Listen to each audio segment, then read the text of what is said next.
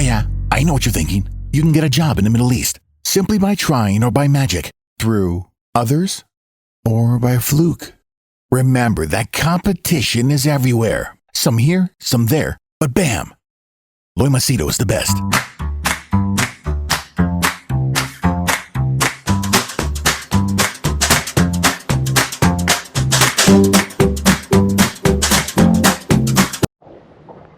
All right, I'm going to share something that might sound a little odd to you. It might sound a little strange, but I'll tell you anyway. Yesterday, me and my wife went to purchase gold for my wife. You know, Asian women, especially I think Indian, Pakistani, even our Thai women. I don't know about Cambodia and all that, but I suppose they do. They like gold. They like gold, and it's considered a statement of pride, prestige, and value. In fact, many women, for them, when they get gold, they feel that they are loved, they feel special, they share it with their friends, and people talk positive stuff. Wow, we bought gold and all that. So it's a kind of a thing where you feel great in front of the public or people that you know. Kind of social validation of sorts. Okay. So now we purchased gold, and my wife was asking me, should I put it on social media? Should I share it? I thought about it, and I told go ahead. Now, why did my wife ask me? Because we don't like to show wealth or money or show off and all that. But in this case, however, I told her go ahead and show. Now, why did I tell her to do that? Why? Is it to get praises? Oh, what a loving husband. Or is it to show, oh, she's so happy and successful? Now, what is the reason? In fact, what is the reason I'm even making this video talking about this topic? See, we went and purchased the gold. It was not very expensive, hardly $2,000 or so. Okay. Now, that was not the part that was special. In fact, the funny thing that happened was, when we went to the shop, it was raining, me and my wife. We were on the scooter. I was driving my Forza. It's a big scooter. And we dress up ordinary. So when the guy in the gold shop saw us, he just looked up and he didn't even bother. In fact, the staff was looking there. They didn't look very happy looking at us. Because especially I dress up shabby. I dress up like I'm a, gardener or a cleaner. So when we came in also, they didn't bother. They're like, yes, what do you want? And, very cold. They didn't look very, they wanted to give service.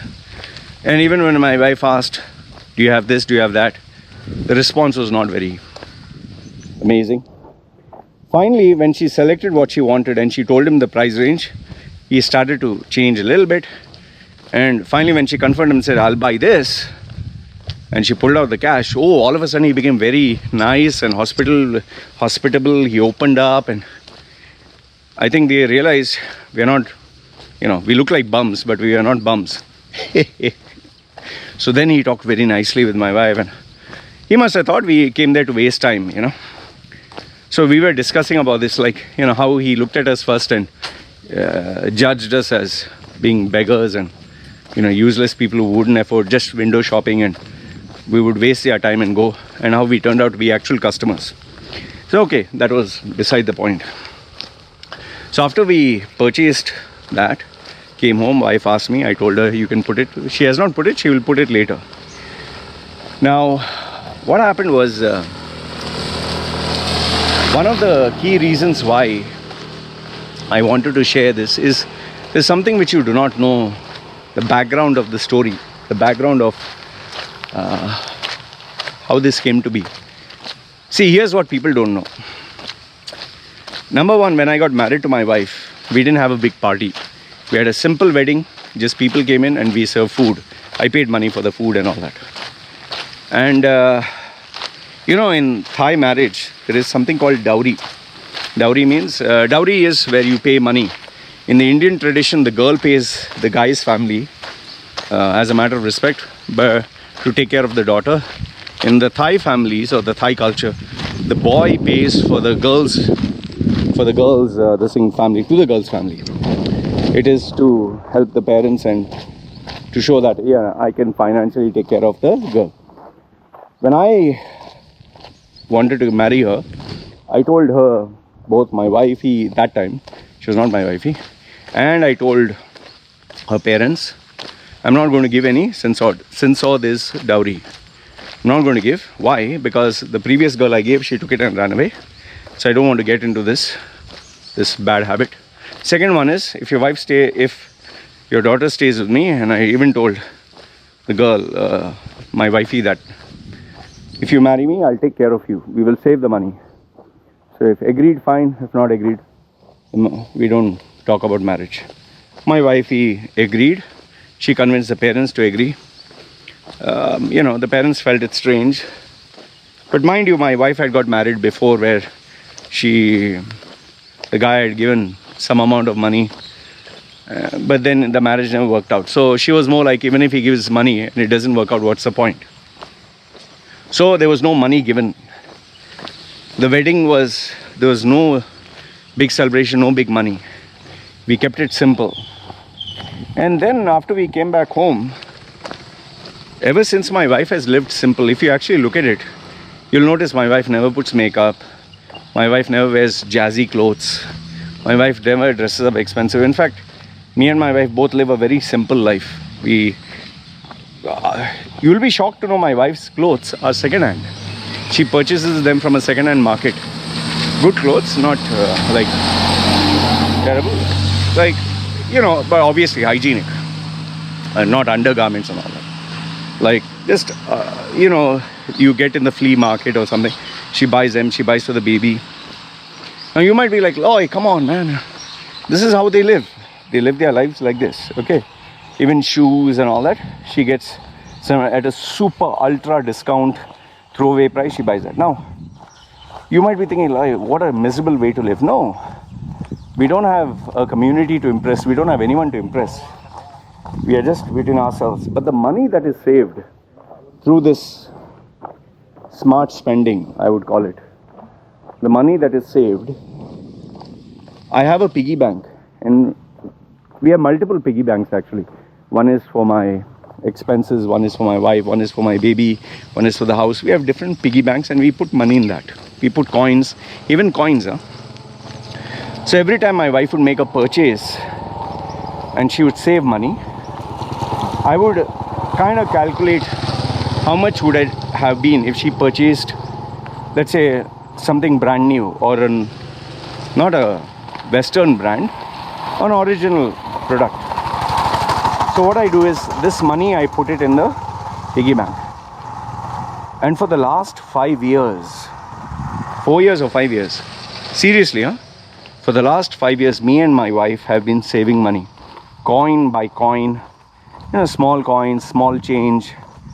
Okay, we didn't eat outside, we saved the money. We did this for 4 to 5 years, me and my wife. On her birthday, if I would give a little money, she would save it. Yeah, just imagine, she has been doing this for 4 to 5 years. If I wanted, I could have just taken some money from the bank and just purchased, and we could have done that, but we saved money. And when it reached a certain amount, that time my wife said, can we buy gold?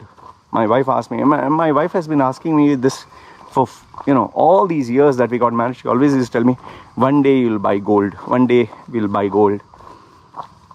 And I used to say, yes, but we'll see. Now when she finally had the money, she said, we'll buy gold. I saw there was enough money. I said, yes. She was a little short from the $2,000 mark. I said, you can take out money from my piggy bank and put it for you, because anyway, her festival was there, Loi something, some Loi Kathom or some festival, Thai festival was there. Plus New Year is coming, plus her birthday is coming. So I said, put all this together and consider this as your birthday gift. And we purchased. Now, this might sound very silly to you. This might sound like, what the fuck, man? I guess you only would be able to relate to this if you are someone who saves every penny, someone who generates income, not gets a hand-me-down salary or gets a loan from the bank. For me, this gold that my wife purchased is the sum of all the years of sacrifice, all the months of sacrifice. And I'll tell you, she was so happy about it. The happiness was just there. So, if I could give you any message through this video, it would be, you know, when you work hard towards something, when you save, when you make a lot of sacrifice to earn something, and when you finally get it, after all the sacrifices made and all that, that feeling is priceless. My wife has earned this gift. You know, I could have purchased for her easily, but this gold that she purchased, this thing, is the sacrifice of me, her, the baby for all these years, drop by drop, penny by penny. And that is what made this so special. In fact, the funniest thing was when we went in the shop, that guy didn't even look at us. He didn't even stand. But after he purchased, he was, "Where are you? Oh, thank you, thank you." You know, because in the rain and during COVID, there's hardly any business. So given that we turned out to be customers, when they purchased and came out, we did not waste time. I think I was very pleased. One important detail I forgot to tell you. One important detail. The only gold that I bought for my wife was a wedding ring, and the wedding ring was, I think, hardly $100. It was the cheapest wedding ring that I could buy for her at that time, and I told her that it's not the value of the ring, like gold or diamond studded, or we don't need to show the size of it. I gave her the smallest, the cheapest ring, and I told her, for now, take this. When the time is right, I'll give you the proper gift. Thought I would add this before the video ended. Alright? Having said that, you guys let me know your thoughts. Good, bad, ugly. Let me know, did you learn something? Did you not learn something? Do you think the story is silly? Or do you feel there is lessons in it? Love to hear your thoughts. You guys take care. Ciao.